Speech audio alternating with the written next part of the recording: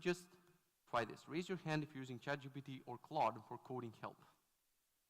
All right, this is getting better at every conference. I like it. Raise your hand if you're using the glorified autocompletes, GitHub Copilot, or SuperMaven. All right, who's using SuperMaven? Okay, this is the same at every conference. And raise your hand if you're using Cursor as your main editor.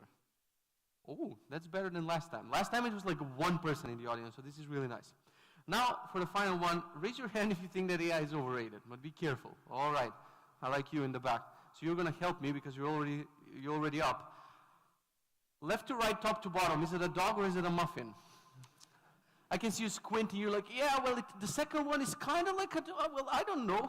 So I had this example in my previous talks, and a person said like, bro, you just picked the worst example. Like AI is, one thing that AI cannot do is like differentiate these, and like 1 week later, they released GPT with vision, which can perfectly tell you if it's a dog or if it's a chihuahua. You can see people in the back tired from lunch just squinting, is it a bagel? Like, I don't know, the fourth one seems, and AI can just differentiate this perfectly.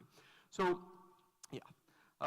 Before we talk about the future, I gotta take you a little bit back. So let's just do a quick revision of the human history. We had a bunch of revolutions, like agricultural revolution, shift from hunting and gathering to farming, leading to the development of civilizations. Awesome. Industrial revolution, transition to new manufacturing processes, leading to urbanization and modern economies. Didn't write any of this. ChatGPT told me I believe that I'm dumb. I don't know. Scientific revolution, emergence of modern science to development in mathematics, physics, astronomy, blah, blah, blah, blah. Finally, digital information revolution, the rise of computers, the internet, and digital technologies reshaping how we communicate, work, and live. But the good news for web developers is this is where it ends. This is where human innovation ends. Like after this, nothing will happen. We will be safe forever, no more revolutions, everything will remain the same. Because as the famous saying goes, history never repeats itself, right? There was a pandemic back in the day, it was called influenza. We cured it and everything, we gave it a cute name, like the flu. You know, back in the day it was like, oh my God, you have influenza, you're dying. And it was like, I have the flu, whatever. The good thing is, no pandemic like that will ever happen ever again. Influenza was the last one. History never repeats itself. COVID. Yeah, let's look back at jobs that don't exist anymore. These people had jobs back in the day. This was the Joe Rogan of his time. He was sitting in a factory reading a newspaper or a book or whatever, entertaining the people so they could listen to something while they were working in factories. This poor guy's job wasn't even replaced by a robot or something cool. It was replaced by an app icon. That's so sad. Like people just like, they put AirPods in and that's how his job got replaced. This fancy guy was just sitting in elevators and going like, sir, which level do you want to go to and press a button? Now we actually replaced him with actual buttons. Chandler, not this Chandler, he made, rest in peace, made and sold candles to be used for lighting. It's sad that this profession is no longer here. We have these things, we screw them in, and suddenly you have electricity. Lamplighter, like I find it fascinating that all of these jobs existed. There was a person going around town, like lighting all the lamps manually with a freaking stick. And now probably, I assume, somewhere in town, there's like a switch that someone switches on and all the lights go on. Or maybe if they're fancy enough, they have a timer. One of my favorite ones, knocker up. A person going with a large stick, this sounds bad. It's knocking on people's windows to wake them up in the morning. This was literally the alarm from back in the day. Before alarms existed, someone had to wake up at 6:34. This person would go to their window and just go tick, tick, tick until they wake up. I need this person even now because the iOS alarm app sucks. Now, replaced by an app icon. Did you know that this was a name for a profession? I had no idea. As I said, ChatGPT helped me, I'm dumb. Computer was a person who specializes in mathematical calculations before calculators became available. Now, they're replaced by this. They could have had a job on the iPad until recently, but now the iPad also has a calculator. More jobs, book peddler. They were going from door to door just selling books, now replaced by this fucking douchebag. Town crier, it was a royal court or public authority who makes public announcements is required, also town crier. Another town crier just crying all the time about things. And yeah, this one. This is where it all ends. Like this one, like fetches JSON and paints rectangles, irreplaceable. It will stay as it is. Giant mechanical keyboards, 3 monitors in your Vim setup with your headphones, Spotify playlist, clickety-clackety, moving rectangles. It will always remain the same. Same salary also. Your salary will never, ever change. You know what's the sad difference? They didn't see it coming. None of these jobs that I mentioned never saw it coming. Now, constantly, we're bombarded with AI, AI, AI, AI, AI.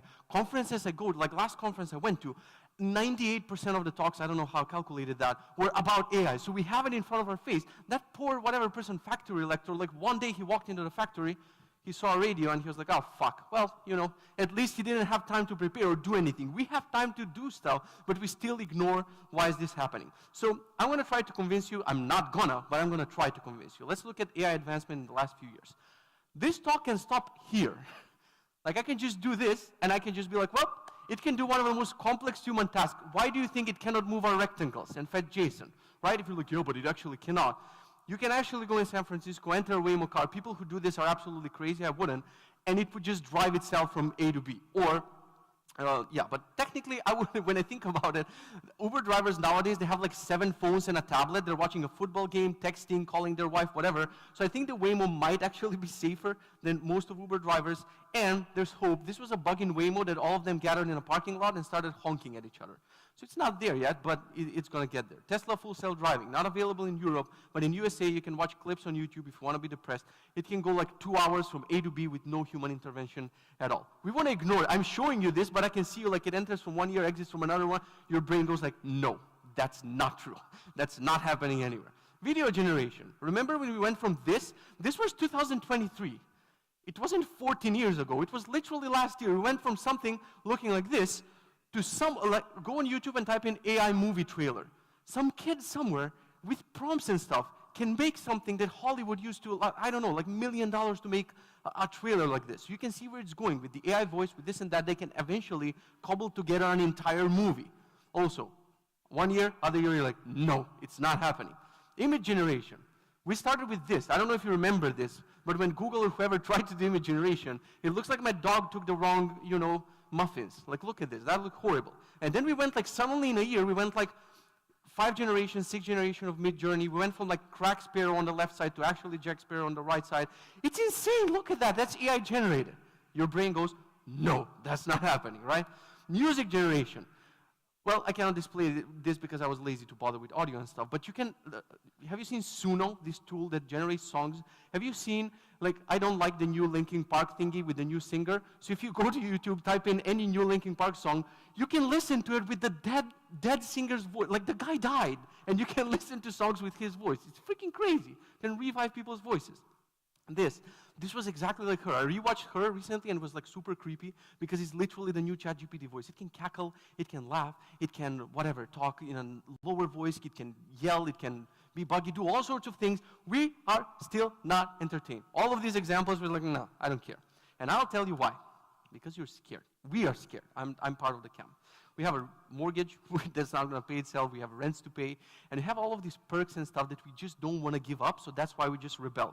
Also, we're kind of hate learning new things. We're burnt out at this point, just new framework, new things, and it's like annoying all the time. But I think the biggest reason is we're too spoiled and pampered. Like, web developers get so many more perks than any other profession. Like, some poor surgeon somewhere, like, studying for 15 years just to go and he's like, oh, there's no parking spot for me today. Ah, fuck it, I'll park elsewhere. Meanwhile, if you go to all of these campuses of, like, Facebook, LinkedIn, whatever, they have a hairdresser, a dog hairdresser, a dog groomer, a pet, whatever. Like, they have 13,000 services just to make them stay at their job that no other profession has. But it's not like we're scared of the AI change. We're always scared of change. I had these examples at, like, any previous company that I worked for. I would be, the annoying kid who would introduce, hey guys, how about instead of jQuery, we do Angular? This was my entire senior team, once per year. They're like, oh, this fucker. Like, it was Angular, then it was Angular to React. Same reaction. They're like, oh, but we don't want to learn new things. We don't want to refactor to new things. And the reaction to this was, even though we were invited, like, you would invite the people, you're like, hey, we're moving to React. You have the opportunity to keep your job and learn and move on. But they would be like, oh no, I'm kind of tired. Now, for the first time ever, with AI, we're scared that we're not invited. No one is like, hey, AI is going to change things, come along. Mostly it's like, AI is going to change things. Well, figure it out. And that's why people are, like, super scared to move on. That's why we're blinded by how scared we are of losing our stability, that we're like, no, AI is not going to simply happen. This is my heart rate every time ChatGPT, like, opens their freaking mouth on Twitter. Every time, like 15 times per year, they're like introducing the new thing. I would call my wife and I would be like, it's all ending, all of the startups are dying, they're going to change things forever, computers. And my wife is like, can it please take your job so you shut up about this? So usual arguments that developers have about these are these 4. AI quality is bad.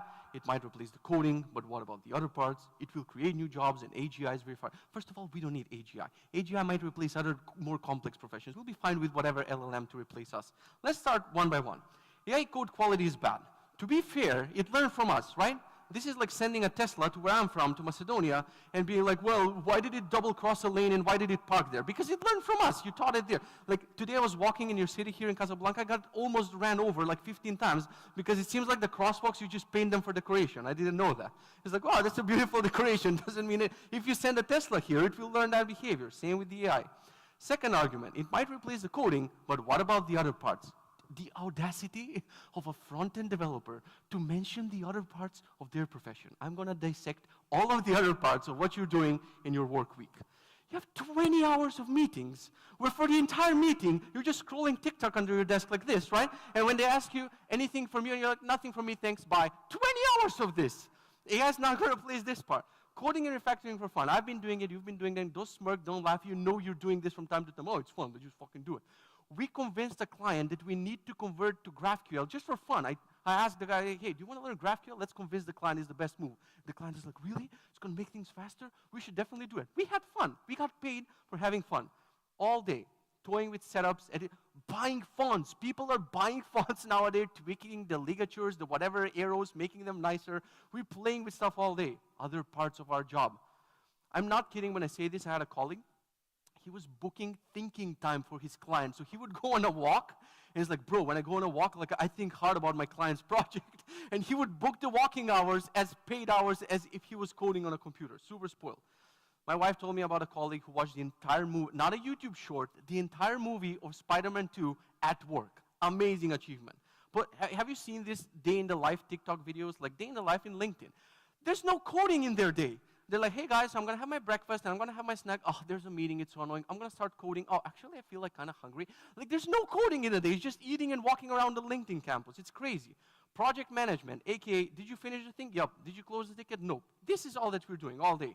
Client communication, AKA rolling your eyes because someone is telling you to do the job that you're, how many times to your employer or client or whatever, you did this sound? Ugh. This person paying you money and giving you a requirement, you're like, oh, kill me, right? Now, let's be honest. I would close my laptop and never give this talk again if anyone proves this. Call any remote worker that you know right now. It's working hours, right?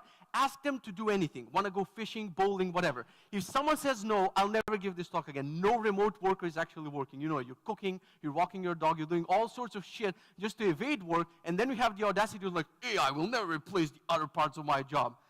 If you think it's remote workers, office people who work in an office, this looks like an Outlook client. It's actually Reddit. So you can scroll Reddit, but from the side, it looks like you're actually browsing through your Outlook emails. It's insane the lengths we're going to go to just not to do work. Collaborating with designers, AKA designers spending 7 days on something just for us to tell them, nah, it's too complicated, the animations are too much. That's the collaborating.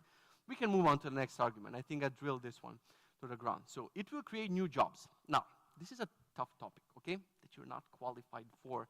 We don't like talking about this. Even my water fell down because it's an uncomfortable topic, right? People are like, yeah, bro, but who will code the AI? Not you, not us front-end developers, right? There was a great joke in Chris Rock's Netflix special. He went to the auditorium, like parent, kid, teacher conference, whatever it's called, and the teacher was with a microphone on stage telling the kids, you can be anything that you want and achieve anything that you want. And Chris looks like, I'm looking at these kids, like 50% of them are going to be Uber drivers. So we're not ready for uncomfortable truth because most of us, let's be honest, we're not programmers, we're code plumbers. And I fall into the code plumber category if you think I'm, in the other camp. Replacing programming. This is a broad scope. When we talk like AI is going to replace all programming, yeah, this is complex. I'm not sure if it's going to replace all programming, but replacing web devs? Like, let's be honest, real programmers, college degree, master's, doctorate, knows math, algorithms. Code plumbers, us, haven't read a programming book, zero knowledge about patterns, zero algorithm knowledge, no clue about math, hate writing docs, hate writing comments, right? Let's revise our journey. This is mine and probably 80% of the people here coding journey. It all starts with this. You pirated Photoshop when you were like 12 years old. You started designing some glossy buttons with gradients and stuff. You tried FrontPage and Dreamweaver and dabbled in Flash a little bit. You bought a shady 099 domain that was like zugzugzugzug.com or something, right? Then you put it on a shady 099 hosting, which has ads on top of things, but you somehow hosted it. You got interested in WordPress, miraculously set it up somehow. Then you cobbled together HTML, CSS, jQuery, JavaScript. God knows how you did all of this. You used FileZilla to drop it. Actually, better than today's solutions, I would say. Fast forward a bit, you're making $300K without all the effort that the surgeon or whoever needs to do to get a higher paying job. So the entry barrier for being a front-end developer is insanely low. If these people have to study for 15, 20 years, all we need is 2 Udemy tutorials and you're ready. You're a god, right? You walk amongst your friends, you're like, I work in IT, I'm the best. People confuse this in a way to cope. They're like, yeah, well, crypto was also a hype, but also the NFTs and the metaverse. And like, because we don't know, we find irrational arguments because we don't know how to fight this big thing that's happening. And to be fair, we took the AI thing a little bit too far. Like Logitech introduced this freaking AI mouse. This is real. I did not Photoshop this. Do you know what's AI about this mouse? When you press the blue button, it launches ChatGPT. Like we took it a little bit too far. But there was this argument that I would say from everything that I've mentioned, this was kind of valid-ish a while ago. Before I made this presentation, it was kind of valid-ish. It actually made me consider this talk to be a 50-50 talk. 50% to be pro for AI, 50% to be like, LLMs are dumb and nothing is going to happen. As I was working on part 2, they introduced the O1 thing.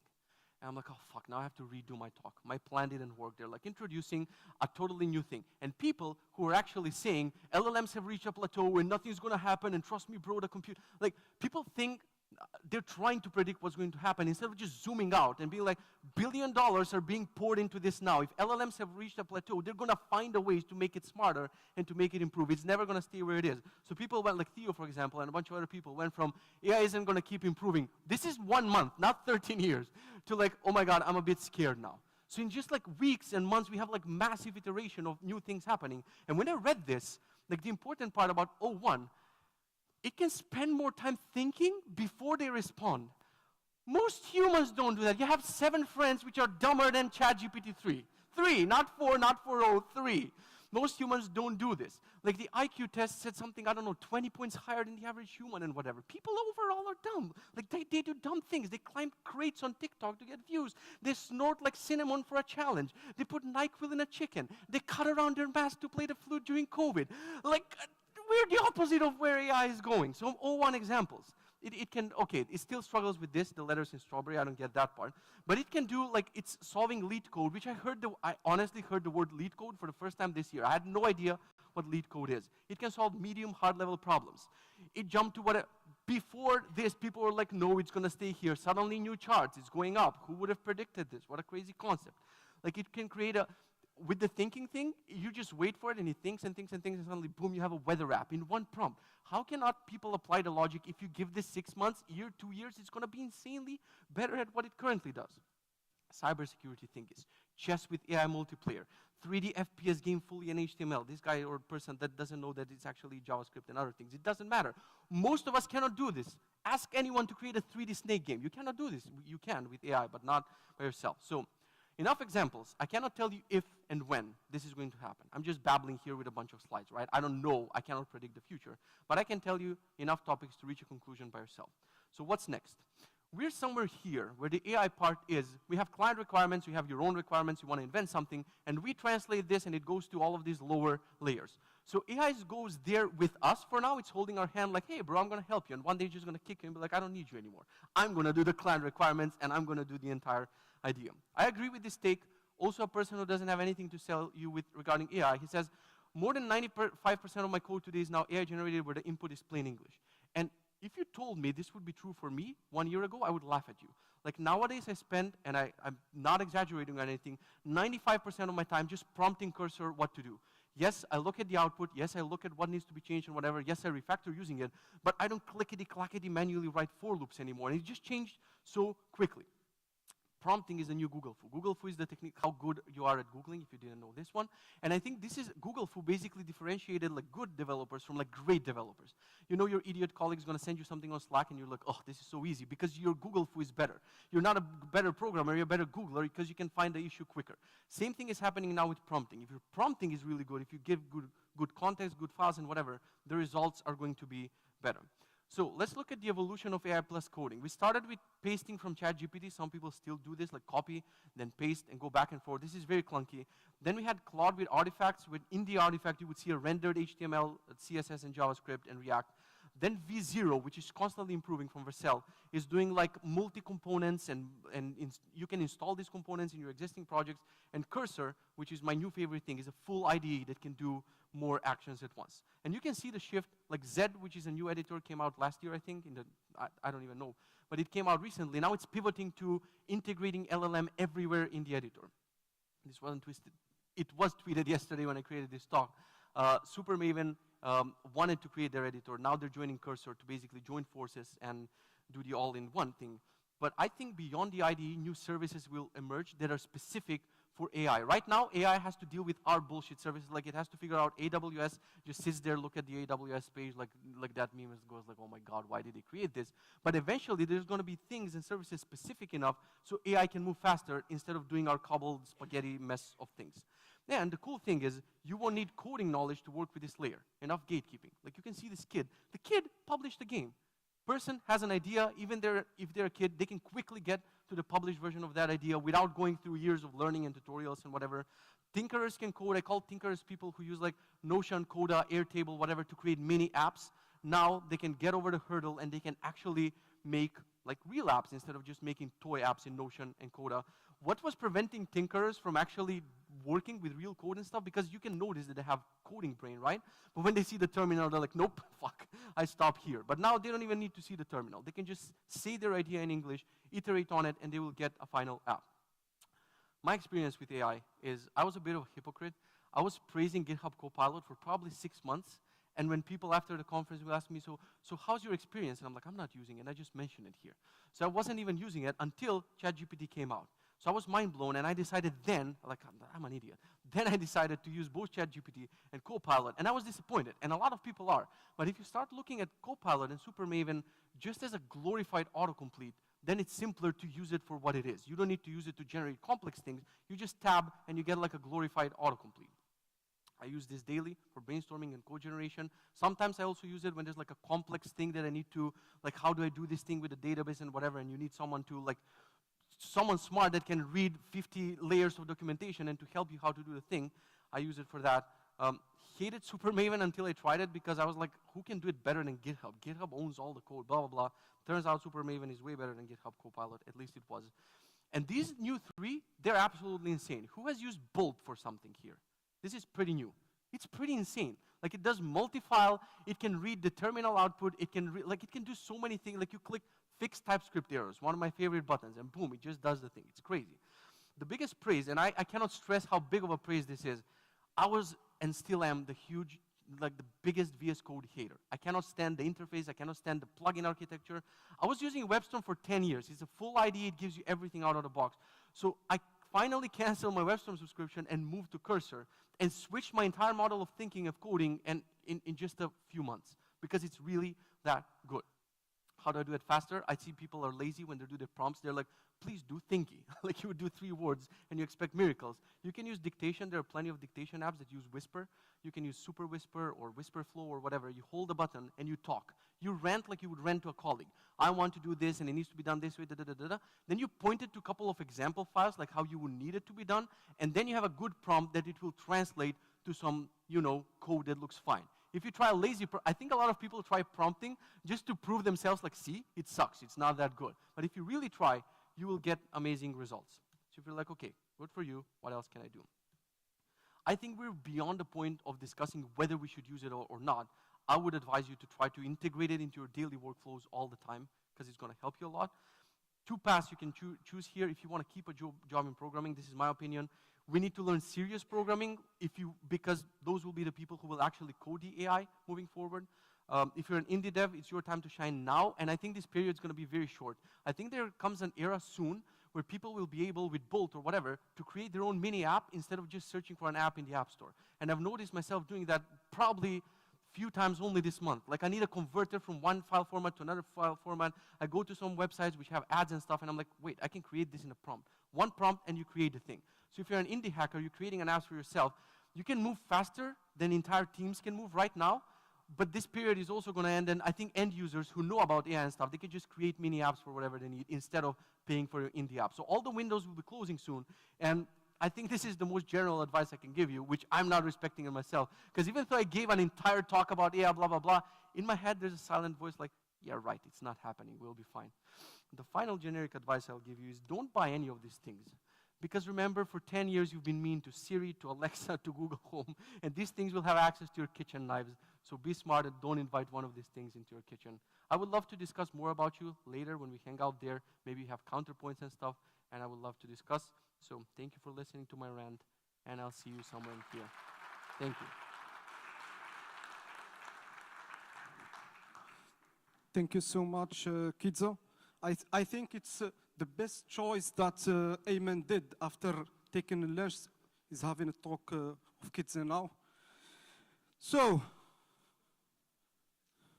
Katrina is here? I was searching for you. So, now we'll have our second talk after our lunch of couscous without harissa, only harissa for Tunisians. So I will introduce senior engineer at Enix. I've already met the CEO of Enix. He was having a Rolex. Jeff? Yes, he was having a Rolex. He told me that he's a capitalist and he's rich. Yes, he's always telling that to people. He's great so guy. rich. He's so yes, rich. he's so rich. He has an Apple Vision, Rolex, and I think Rolex here and an Apple Watch Ultra in the other hand. I met him in Amsterdam, I think. So, Katrina is a senior engineer at Enix, open source contributor, and also a GDE for Angular, web technologies, and Google Maps platform. And also, she is a woman tech makers ambassador also. Yeah. So, big applause for her.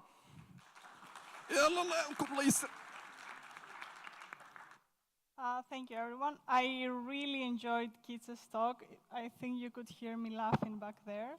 You know what? Now I was a senior engineer at NX for 4 years. Now I moved to being a product advocate. You know why? Because communicating with clients and trying to sell things to executives is never going to be replaced by AI. I don't know where Kit is, but mark my words. Yeah, you can, the slides are here, react-nx.netlify.app. Today I'm going to talk to you about how you can revolutionize your React dev flow with NX. And yeah, this nice equation here means that NX plus NX Cloud plus React means very fast love, I don't know, yeah. As my friend said, I'm Katerina. I'm a product advocate and engineer at NX. I'm a Google developer expert for Angular and Google Maps, Women Tech Makers ambassador, speaker and instructor, and I really, really love cats, mountains, and chocolate. Another thing about me is I'm super vain, and I really like to look at myself. So if you can take pictures of me and the screen and post them on Twitter, I'll be super happy. My Twitter is @CyberCity. Yeah, so you can do that. And quick question, who here knows what NX is? Okay, I was expecting more. And do you use NX? Who uses NX? Oh no. And who uses NX Cloud? One person, okay. I hope by the end of this talk more people use NX and NX Cloud. Before we start, I'm going to give a little bit of credit. I created these slides using SlideDev. It's Anthony Fu's Code Slides tool. And I shamelessly used bold.new to do so, which is the AI tool that Kitsa mentioned. It was amazing. You just write prompts and it creates slides for you. It's very, very smooth thing to do. And I suggest you try it out. So, I'm going to start with a bold statement that scaling and optimizing React apps isn't easy. Maybe it's not easy, maybe it's not straightforward, maybe I don't have the experience to do it. Developers often rely on many external tools to manage builds, dependencies, and workflows.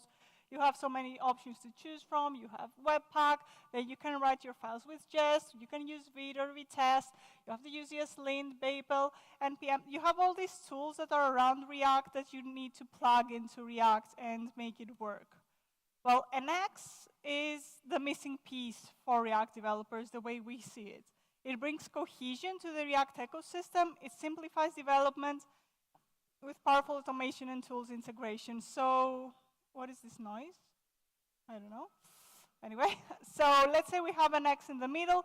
And X, by using React, it provides a unified tool set of tools for you all integrated into this one tool that we call an X. So by using an X, you can use all these other tools that are integrated with it. This sound sort of distracts me, but I'm going to put it in the background. Now I'm going to be sprinkling pictures of my babies during the talk. I'm like one of these parents that force pictures of their kids to you. I don't have kids yet, so I'm going to be forcing pictures of my cats to you because I really like cats. And if you have cat pictures, find me after the talk and show me the cat pictures, and I have amazing cat stickers for you. Now, why React developers love an X? Apparently, this part of React developers don't really love an X because I didn't see many users, but maybe you will love them in the end.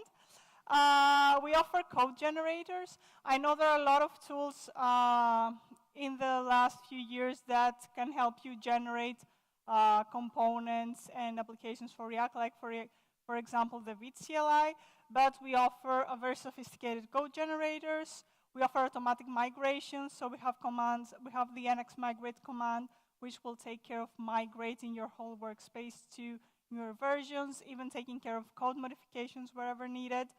And we offer amazing workspace insights, which I'm going to show you during the demo with NX Cloud.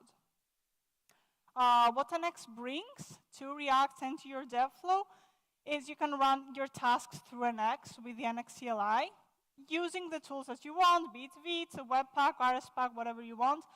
You can cache your task results, so you never run the same task twice. You run a task and then you fetch results from the cache if you run the same task again. I'm going to show you this in the demo. You can explore your workspace. We're going to see this in the demo again. You can generate code, as I said, automatic updates with NX migration. You can enforce boundaries, so if you're working in a big workspace or in a big monorepo in your company and you have different teams working on different parts of the code base, you can enforce some boundaries that are going to be enforced with linting, of course, so that you know which teams take care of which applications. And you can also manage releases with NX. So you can release packages to NPM with just one command, NX release, and it will take care of versioning and everything. So it makes all the tools into one very, very easy to use and very convenient. Like, if you asked me to publish a package with NPM, I would have to go look into the documentation and everything. With NX, it's just one tool you learn, you write an NX release, and it's there. So NX supercharges React development. You see, Bolt even generates these nice animations. And I don't work for Stackblitz, mark my words. So yeah, you have React, and then you can generate things with Next. It integrates with Remix, with Vite, with Jest and Vitest, with Playwright, with Storybook as well. I forgot to add Storybook here. But yeah, it integrates with all the tools that a React developer would use. So again, as I explained, you can streamline your developments. What that means is, again, you have one command for everything, testing made simple. Whether you use Vitest or Jest or anything, you don't have to memorize all the commands. You just run NX test or NX C2E. You can use Cypress, you can use Playwright, whatever you want. You get optimized builds or the release that I told you about publishing as well, using NX and by caching your results, which we're going to see in the demo. And also we have very solid support for server-side rendering, so we can generate configurations for server-side rendering for you out of the box. You don't have to configure anything on your own because we have the right generators for that. Also for module federation, we have generators to generate a remote a remote and a host application and have the configuration of the two, the proxies and everything. So I know you could do that with AI as well, I guess. But with NX, it's everything in one tool. You know it's robust, you know it's there, you know it's tested, so it's always a solid solution. Again, code generators that save time. Some examples that we have: you can generate applications, you can generate libraries, you can generate components, you can even generate hooks. So the workflow for NX would be you generate, you build, you test, and you deploy. And everything in one. The NX is very solid as a monorepo management tool. So if you're working on a large team, or if you're working on a large application, you would have a large application, and then you would have libraries that would be imported in that application. And NX would manage all these dependencies. Now, we talked about local development, but what's extra amazing is that we offer NX Cloud, which is actually the solution that we offer for larger teams, and it's built for scale.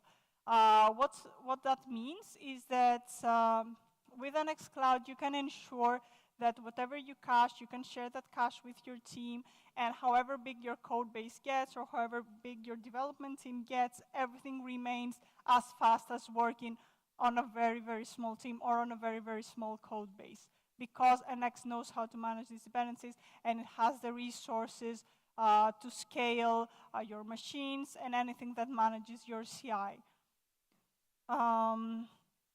So some features of NX Cloud is that NX will run only the affected tasks.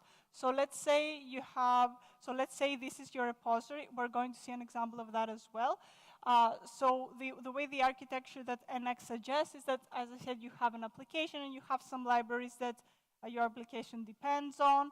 If you make a change to library number 2, for example, it means that your application and your E2E test would be affected. So whenever you build something and you make a change to one library, it would only rebuild the things that were affected by that change. Because NX can analyze your dependency graph, it will identify the affected project, and it will skip unnecessary builds.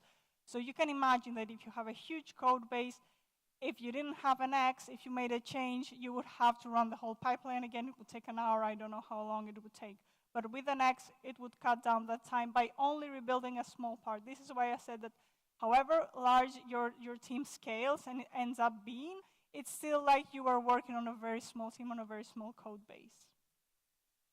The other thing that we have for the caching is that we have what we call the NX Replay, which is the remote cache.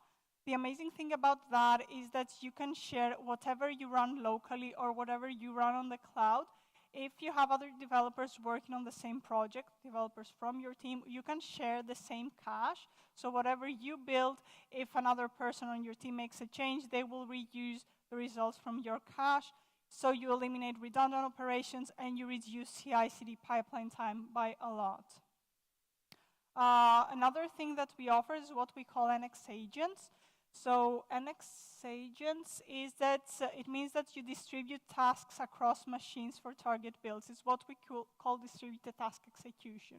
So if you have tasks, NX will take those tasks, it will understand the dependencies among them, it will parallelize them, and it will distribute them on different machines so that they all run in parallel on different machines. They use the power of each different machine, so they run very, very fast in parallel.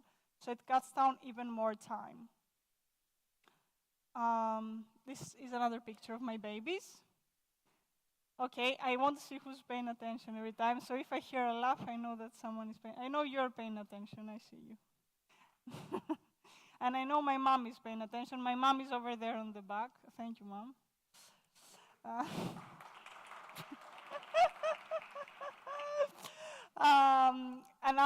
So this is one of my favorite features, favorite new features that we added in the last year, is what we call the atomizer.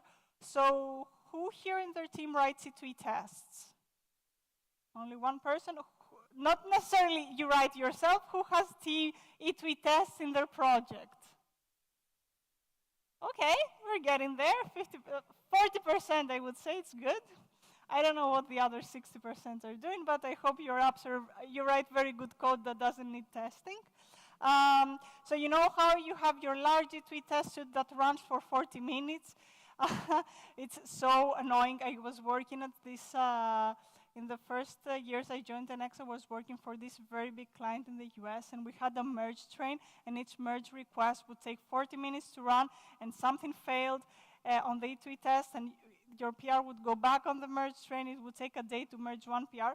So what NX does is if you have a big E2E test suite, you know how you have individual files? NX will take these files and it will run them it will split them up as individual tests, and it will run them in parallel like this.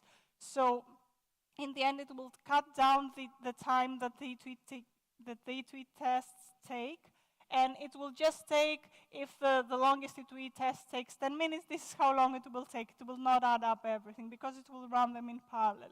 And this is very good. Another benefit of that is that NX will automatically retry flaky tests. So has anyone here ever experienced a flaky E2E test? That you run it once, it doesn't pass, and then you say, nah, it should pass. You run it again, and then it passes, right? Okay, thank you. I see you. You get a sticker from me afterwards. Yeah, so NX will identify these flaky tasks, and it will automatically rerun them until they pass. So you can understand how much time this saves, because you don't have to look at the merge train all the time and look at the PR all the time. NX will retry it automatically. Of course, we added some AI enhancements to NX. So of course we have the error explainer. You click a button, it sends the stack trace to, I think we send it to GPT. We get back the response of what is wrong with this error. Circle CI has something like this, but it never works. For us, it does work. I'm telling you. Then we have a smart resource optimization. We have actually trained the model ourselves. We're not using LLMs for that, based on historical data, and we know how to perfectly allocate agents for your tasks. So say if you have 100 tasks, we know how many agents you will need to run them, so how many different machines. And of course, this leads to cost savings because we optimize the machine power that you're using. Some new things that we added in the NX app is that you can download the actual logs from NX Cloud. I'm going to show you how NX Cloud works. We have added some extra security layers to how you log in, and you can also see the affected project graph in NX Cloud. Since almost none of you use NX Cloud, this makes no sense now, but in the demo you will understand what I'm talking about. So yeah, I'm going to show you this in the demo. Again, my cat, my other baby. This should be more funny unless you are worried about animal abuse. It's not animal abuse. He really likes his Santa thing. Okay, I see that nobody's paying attention. I'm very mad at you all. Thank you. So another thing that we have on NX Cloud is that for every PR that you run and it appears on NX Cloud, we are showing you the project graph. You cannot see it very well now. I'm going to show it to you in the demo, so that you can see in every PR what changes were made and what projects were affected. And now we get to the interesting part, that getting started is super easy. Whatever project you have, and I assume you have a React project, you can just do npx NX init, and NX will be there. Or if you have an NX project and you're not using NX Cloud, you just do NX Connect, and it connects to NX Cloud effortlessly. And I know we have a very bad name in the past of being too complex, and I was talking about this during the lunch. We have made a lot of effort in the past year, specifically February 2024. We moved away from executors in NX. We didn't remove them; they're still there. You can still use them. We still use them, but we now have another way of doing things that is much, much more lightweight. So if you have a React application, that is not using NX, you can do npx NX init, and the only changes that it will do, it's minimal overhead. The only change that it will do is this commit here, and I'm going to actually show you the code afterwards. It just adds an nx.json file and just makes some updates in package.json. It edits some scripts to run with NX and adds 4 dependencies. So it's super lightweight. And what you get with that, you just get the NX cache and the NX cloud, which is all that you need, right? You may not need the generators because you think, I don't need the generators, I use the Vite thing or I use AI. Yeah, good for you, but the NX cache and what we offer with NX Cloud cannot be replaced right now with the AI tools, and it's very unique, and it will save your team a lot of money and time. So, and as you see, it's minimal overhead. There is no learning curve. You just start it there, and it works. Yes, now I have 10 minutes to move to the demo. I have added some reminders to myself. So, first of all, let me show you some videos. So, wait. So this is just a React application I'm showing you that I created with the Vite CLI. So I run pm create Vite latest. I used React and TypeScript. And as you can see, just a plain React application with nothing in it. Okay? So in this application, I'm doing npx NX init, right? So let's see what happens. npx NX init. Okay, so the first thing that NX asks me is what scripts are cacheable. Cacheable scripts are scripts that produce the same output given the same input. Usually the build script, the dev script is not cacheable. The build script and the lint script are cacheable, right? When you build and rebuild, the same thing comes out. If you lint a file and it passes, when you run it again, it will pass again. Also, it's asked me if I want to use NX Cloud. I say yes, because I want to demo NX Cloud for you. And then it asks me if I want to add some plugins. I say yes, I want to add some plugins. And do you want to start using NX in your package.json scripts? I say yes. Even if you don't say yes, it will still use NX. We don't need to see through the npm install. But now, what I'm doing here is I'm showing just the differences that it made. So you see here in package.json, it just added a few new packages. So it added NX and these 3 packages. The others just updated them, I think. And then it added some configuration in NX.json that you shouldn't care about it right now. It's good that it's there. And so now the second thing would be to set up NX Cloud. So you have to push your repository to GitHub and then set up NX Cloud. So if you click the NX Cloud URL and you set it up, you can connect your repository through GitHub, because we integrate with GitHub, of course, just with one click. And let's see through this and see how it works. It fetches, you connect your GitHub, you allow access to NX. You have this set up in GitHub, and then it's fetching your GitHub repositories. You click connect, and then it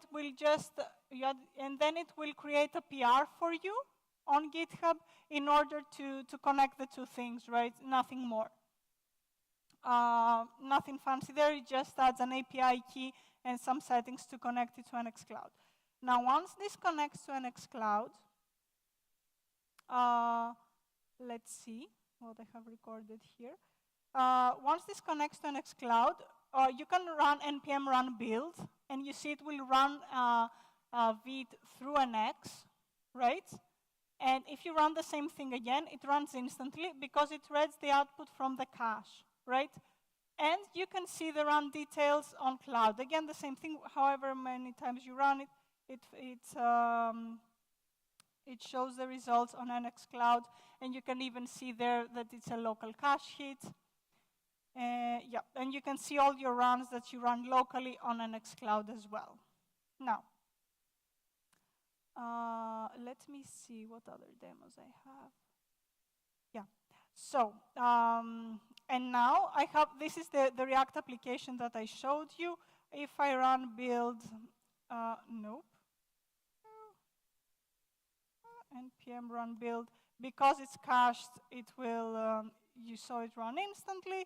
If I run lint, the same thing. I ran it before, I think. Yeah, and if I run it again, it should read it from the cache. Never mind. Yeah, so that's one thing. The other thing is the React workspace. So the other thing that I wanted to show you was, yes. So the other thing that I wanted to show you is that I created a new NX workspace with React, which is a monorepo. It has an applications folder that inside has an application called My App, and it has some libraries, some UI libraries, and some utils libraries, right? So this is my workspace. Now, NX helps me understand how my workspace looks. So if I do NX graph, you will see that this is how my workspace and the dependencies are connected. So so you see how the libraries depend on each other and the applications depend on each other. Now, what's interesting, and if I do NX run many builds, it means that I want to build everything, so it will build all the applications, all the libraries and the applications that I have, right? And it reads everything from the cache because I ran it before. I don't know what changed here, but okay. So now let's do a change, and you will see what I want to explain. Small thing, because I have another. So let's make a new branch, and let's make a change to my library number 4, just for the fun of it. My library number 4, let's make a small change. Welcome to my lib4, hello. And now, git add, git commit, small change, git push origin small thing. Now, first of all, let's push this. Let's do first, let's see the affected project graph. So now you will see, because I changed my library number 4, you see the gray projects were not affected at all by this change, but the pink ones, because this depends on this was affected, this depends on this was affected, and the tweet tests were affected, of course. But what's nice is that if we go and open a pull request on GitHub, create pull request, let's give it a moment. Let's give it another moment. Yes, so it's starting to run the CI, because in the repository here, I have my GitHub Actions, right? Not here, where is it? In here I have my GitHub CI workflow, right? Which we all have if we're using GitHub CI. This works in any CI that you're using, whether it's GitLab or Jenkins or whatever. This has this GitLab CI that is called in NX Cloud, right? So if I go here, you get the NX Cloud report in your PR. And if you click here, you can see, why am I not signed in? Oh yes, because I'm in the wrong. Oops. Yes. So if I click, I can see here what is actually running. If I click see changes, I go back to GitHub and I see my PR. If I go here, you can actually see in action how NX Cloud runs your tasks. I don't know if you can see here, but it will slowly start spinning up agents in order to run all the lint, test, and build tasks, because we have 15 tasks. It takes a little bit of time to get started, but I think it will finish in 1 minute. I will blame the slow internet right now. I know it doesn't matter because it's on the cloud. It's on our cloud and it's not using this internet, but I'm going to blame the internet in any case. Anyway, let's circle back to that because I want you to see the agents running. And let's go back to my slides. So more or less, that was all the demo was about. Oh, and you can also cancel this workflow. Oh, and here you can also see the affected project graph, right? That we saw locally. You can also see here what things are taken into account in this PR that is running and what libraries or applications are actually taken into account. Everything started with my lib4, which was changed, and triggered lib2, triggered up, triggered the E2E tests. So you can see everything in the NX Cloud UI, right? And if you go here, still the agents are not running, but let's forget this for now. So yeah, this was more or less the demo for this. So as I like to say, MPX NX need to change your life. Please remember this, and please go try it. It will really change your life. It's so fast. And yep, again, the credit I like to give to Anthony Fu and Bolt.new. And yeah, get started with NX Cloud right now. Again, this is not animal abuse. This is my favorite cat, and he really, really likes his pineapple hat. Really, I promise you, you look very scared. He really enjoys this. So, yep, this is a nice visualization of myself adding an X to your project. You can find some of our links in here, and if you go to the slides, which is react-nx.netlify.app, you're going to find all the demos that you need for this application and everything that I showed today. Let's see if the agents run. The agents have not started yet. I have no idea why. Oh, yeah, it has already finished, by the way. But yeah, the internet was not very fast to show it. As you see here, everything ran, and everything ran here. We didn't see the nice animation of the agents, but yes, everything ran here, and you can still see it. And this is open source, so if you go and see the demo, you can also see everything on NX Cloud. So, yep, that's it. Thank you very much. Please follow me on Twitter, and please post my pictures. Thank you so much, Katrina.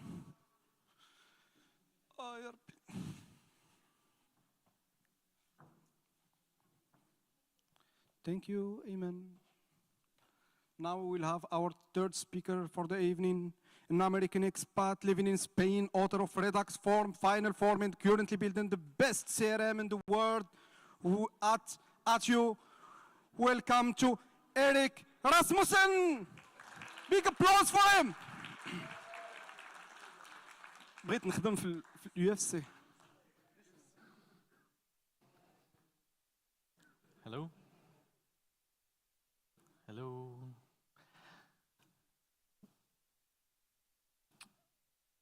Hold on.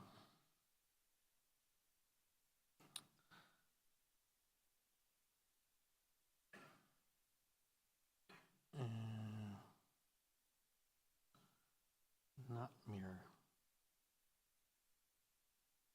How do we turn off mirroring?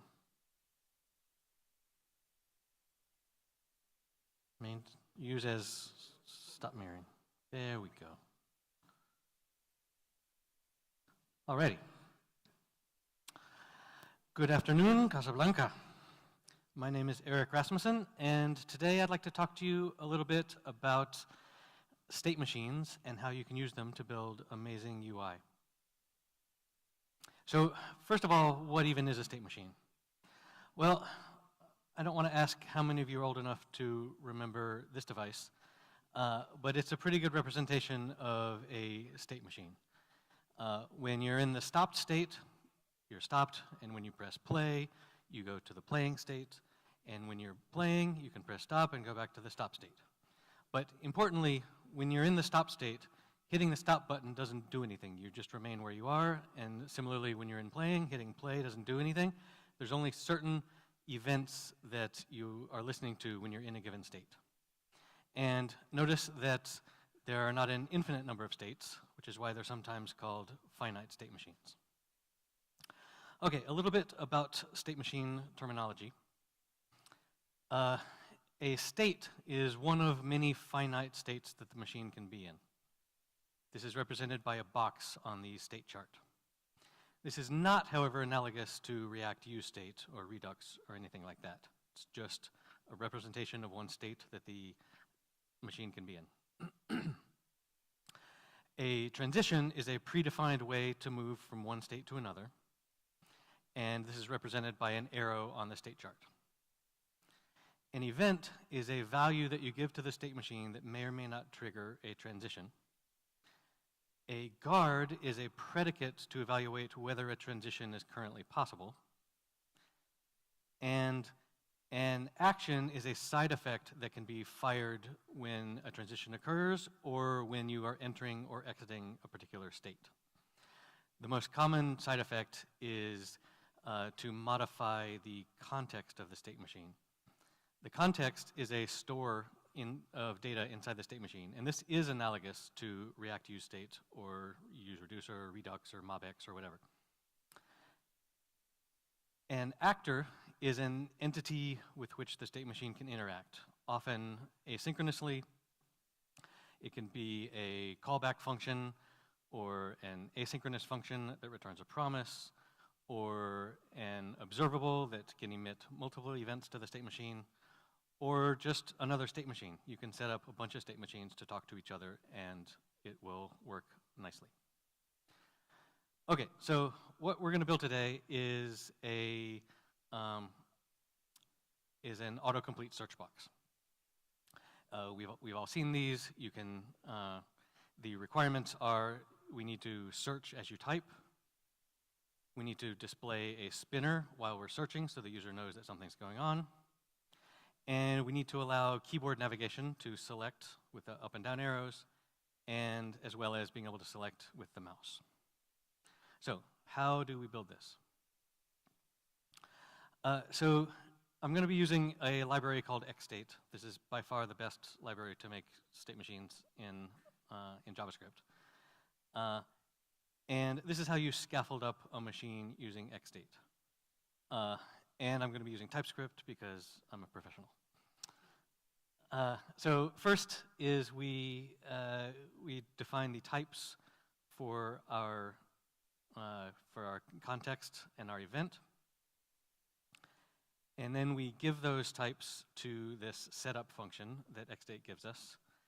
And that's going to give us a way to call create machine.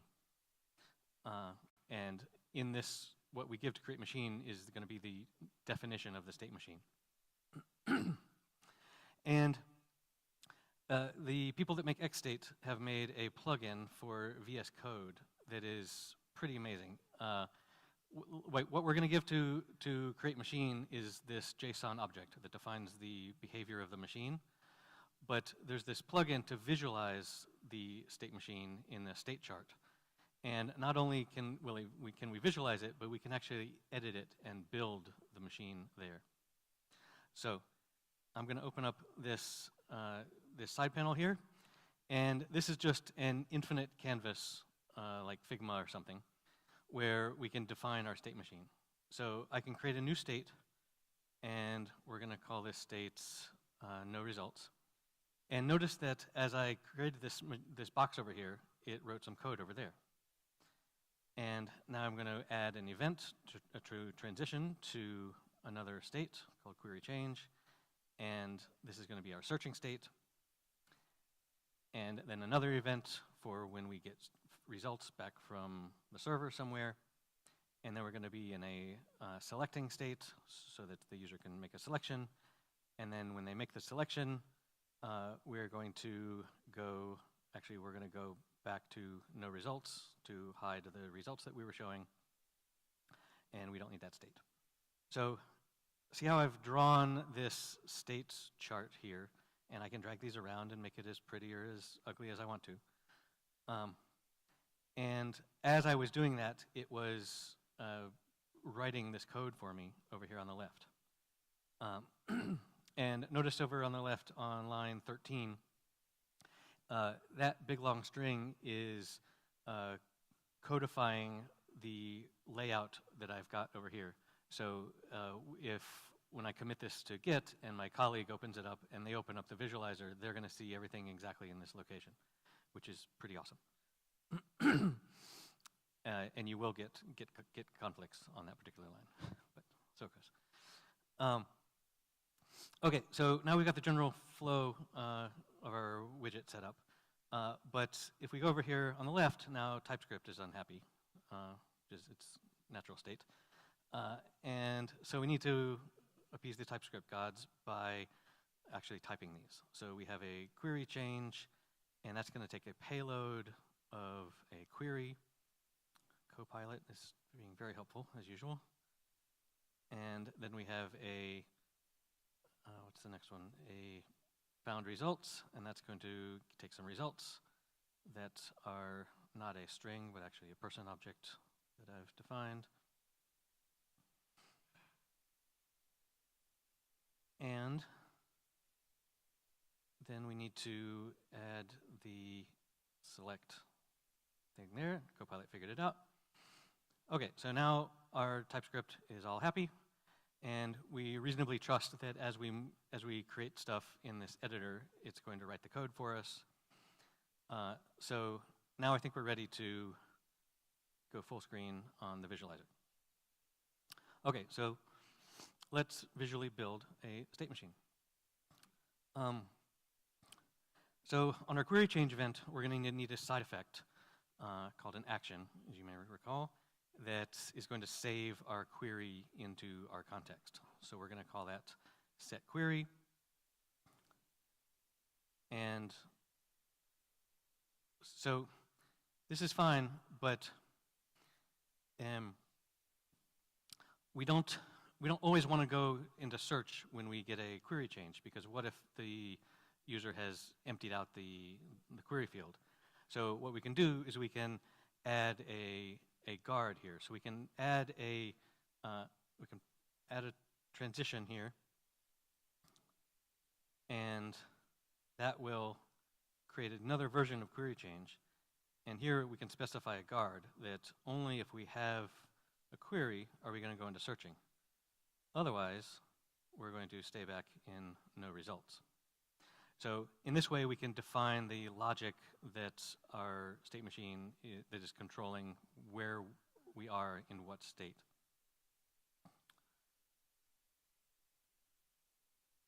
Okay, so we need to save a few more bits of payload, such as the selection and the results. When we select, we're going to set our selection. And when we found results, we are going to set the results. Now, but what if we don't have any results? Well, we can do just like we did with query, and we can add a different transition here. And only if we have results are we going to go into selecting. Otherwise, we're going to go into the aptly named no results. Okay, so we've added another little bit of logic, intelligence to our machine here. So in our searching state, we're going to need to invoke a search actor that's going to go and talk to the server, and that's what's going to give us our found results event. But what happens when the query changes while we're still waiting for the search results to come back? Well, we really want to leave the searching state and like re-enter the searching state if we have a new query, right? So we could draw those boxes, but what we really want, if you think about it, is we really want to allow from any state in the machine to go back into searching. So what we can do is rather than take this from no results, we can drag it up to be just a global event. And this one got broken, but we can add it back. So when we have a query, we go there, and when we don't, we go to no results. So in this way, we can press this auto layout thing here, which often does a pretty good job because things can get sort of gnarly sometimes. And this is a decent sort of layout here. So let's walk through our machine, make sure we're on the right path here. So we get a query change, and we go into searching, and we find results, then we go into searching, and then we can select, and then we go back to no results with those other paths as well. But we have a few more actions to add, like I think maybe we should clear the query when we select something. And when we find results, we should select the first result. So we're going to say highlight first so that the user can just hit enter. So we hit auto layout again, and this is looking pretty good now. let's see. Also, when we don't have any results, we can clear the previously saved results. Okay, so now we're almost done, but our selecting state needs a little bit of love here. So what we can do is let's just pull this aside to concentrate on the selecting state. So here we need to invoke an actor to listen to keyboard events. So we're going to call this keyboard. And those keyboard events that it's going to give us are going to keep us in the same state. So you don't have to transition to a different state when you get an event. And one of those events could be highlight next, and that's going to need to increment our highlighted index in our context. And we'll make another one that should be called highlight previous, and do the same in our actions. But we're going to need a third one for when you mouse over and a result. So we're going to just set the highlighted index in here, and we can set the name here in this panel or down in the chart. So we're going to say set highlighted index. Okay, and then the other thing that's going to happen in selected is when we actually select, and that's going to take us to no results. So we're looking pretty good here. Let's auto layout again and see what our chart looks like. Okay, so we're going to start in no results. That's what that little arrow there means. And from no results, the only thing that can take us out of no results is a query change that will happen globally. And if we have a query, then we're going to go into searching. And if we found results, then we go into selecting. And if we don't have any results, then we skip that and go directly back to no results. And same when we don't have a query, we just go all the way back to no results. So this is looking pretty good. And then when we're in selecting, we can arrow around and select. Okay, so sadly, thus ends the beautiful drawing portion of our presentation. And now we actually have to go and write the code that glues all this together. So we go back to our code. Obviously, TypeScript is back to complaining because we've added a whole bunch of crap. Let's go and add our events. So we've added some new events, such as highlight next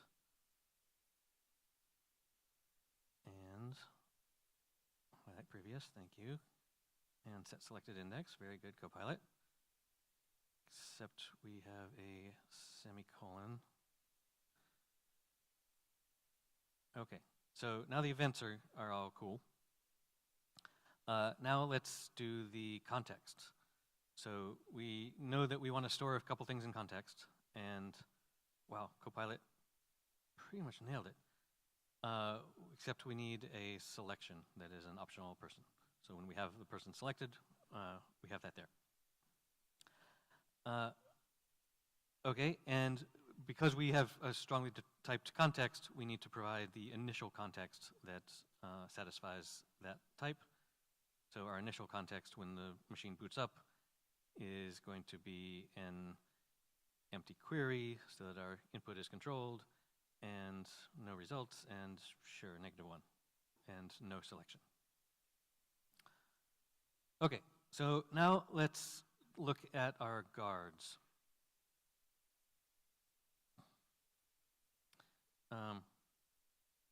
So we can define our guards up here in our setup, and we have two guards, which Copilot figured out, but got the wrong syntax. That's the old X84 syntax. The new syntax is we ignore the first parameter, and we strongly type a second parameter called params. And yep, that's exactly right. It's a string, and when we trim and it's empty, then and then when it's not empty, then we have a query. And have results pretty much nailed that too. We take some results, and if we have more than one, then we have results. Okay, So now let's do our actions. Copilot got excited. So set query, we're going to use an assign action that XState gives us.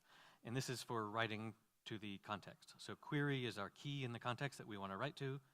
And then we give it a function of this same shape. And our params are going to be a string of query, and we return that query. And this is all strongly typed, so if our query were a number in our context, TypeScript would complain here. Okay, so in the interest of time, I'm going to paste some code in here, but suffice to say, all the actions in this particular machine are basically assign actions. So I'm going to paste some code here, but if you notice, set results is just taking some results and setting them, and clear results is returning an empty array, and clear selection is returning undefined for selection. So it's pretty much as you might expect for all of these. And this might feel like a lot of boilerplate, but guess what LLMs are really good at? Like, if you name your actions and your events and things well, LLMs will help a lot in this. Okay, so how do we call these strongly typed guards and actions? Well, we do this by specifying an object here of type that specifies our guard, and then a function that takes an event and a context and gives back a value. Now, why am I returning the whole event? Well, our found results event is a shape that is an object with results, and our params that our have results needs is the same exact shape. So we can just return the whole event. We don't have to pluck out exactly the bit that it wants. And same goes for types. For actions, where we can just basically return the event. And again, to save us some time, I'm going to do some copy pasting here, but it really is just more of that. So you see, sometimes we're returning the context and sometimes we're returning the event, but so now we're going to implement our keyboard actor. So we go up to where we defined our guards and our actions, and we'll make them actor here. And this is going to be a callback actor. So we use this from callback function that XState gives us. And it takes a send back, it gives given a send back function, which you can imagine what that does. And so now we need to define a keyboard handler, and Copilot has pretty much nailed this. Let's see. We're switching on the key, and then if it's arrow down, then we're sending next, then arrow up, we're sending previous. Cool, so let's add some prevent defaults here. And this is looking pretty good, and now we need to add this listener to the window. And that's done down here, which Copilot figured out. And then we return a function that is going to remove this listener. You may recognize this pattern from React useEffect, and it works the same way here. With useEffect, it's a function that runs to clean up things when the component unmounts. And here, when we leave the state that we invoked this actor in, it's going to call that to clean up and just be nice that way. Okay, so we're almost done. We've got the keyboard event. Now we need the search actor. Sorry. So search is also going to be a callback actor from callback, and that gets send back. But we're also going to take an input, obviously, because we need the query. And we're going to say if our query is empty, then we can just immediately send back no results. And otherwise, we're going to call our API and with our query and get the results and send those back to the machine. And here we don't have anything to clean up, but TypeScript is unhappy, but we can strongly type our event by passing the second generic here, which is a string query. And this now is strongly typed. So when we don't have anything, we send back nothing, and when we do, then we need to go and look. And this is the main difference between callbacks and promises in async functions in JavaScript, is with a callback, you can potentially return synchronously, whereas with an async, you can't. You always have to wait for the next tick. So we get that advantage here. Okay, so we're looking pretty good here. We've got 224 lines of mostly boilerplate JSON and some types. And we've designed it visually. So let's run through it here. This visualizer has a function called simulate that lets us sort of send events to the machine and then see what state we get into. And then the blue events are the things that could possibly transition us out of our state. We can select, and now we're in no results. And this simulation it's not that useful right now, right after we've built it, but when you go to a machine that someone else has built, AKA you last week, it's very helpful to be able to sort of click through it and get an idea of what is going on. Okay, so now it's time to actually bring the React into this, because it's a React conference. And as you might imagine, the way that we use a state machine in React is with a hook called useMachine. So we import useMachine from xState_React, and it gives us back a tuple of a snapshot and a send function.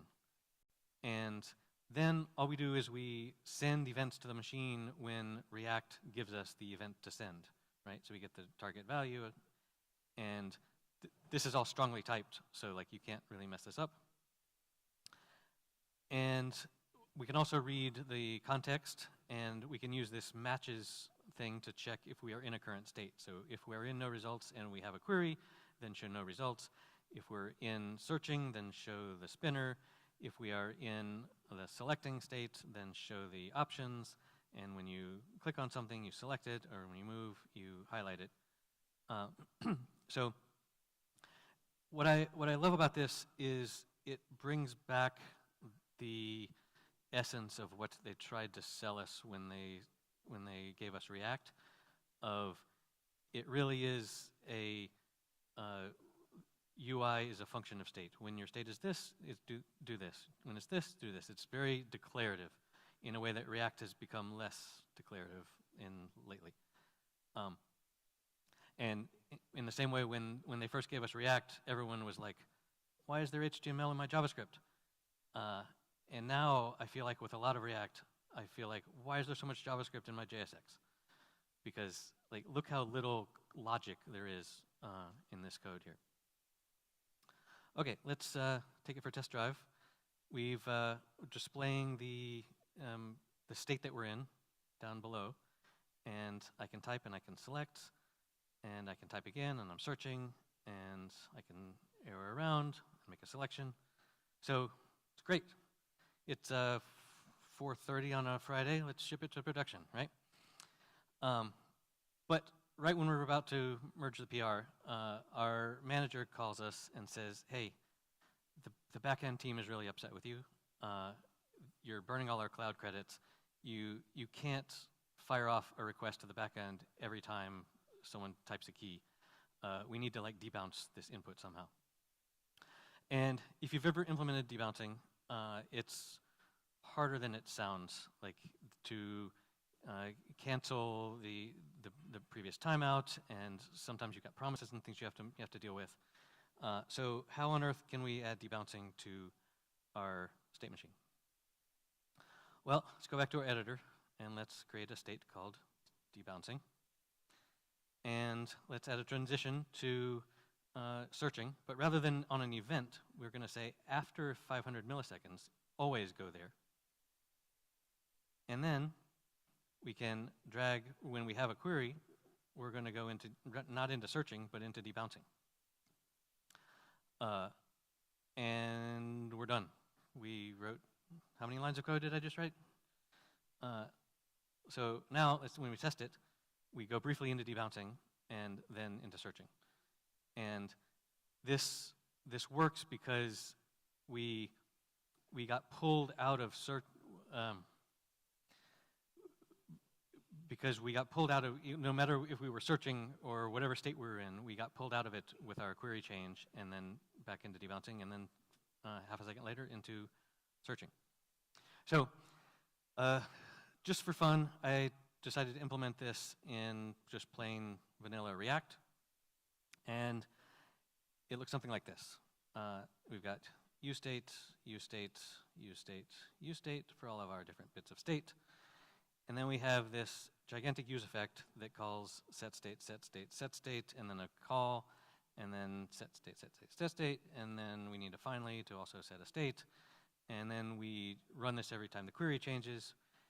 And then down here, we've got a whole bunch of logic for what to actually set when we get our different keys and what to set when we click.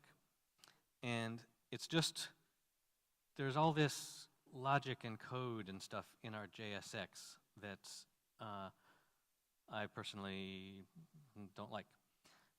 And for the experienced developers in the room, you will look at this use effect and not merge this PR because there are all kinds of bugs here. There are all kinds of race conditions.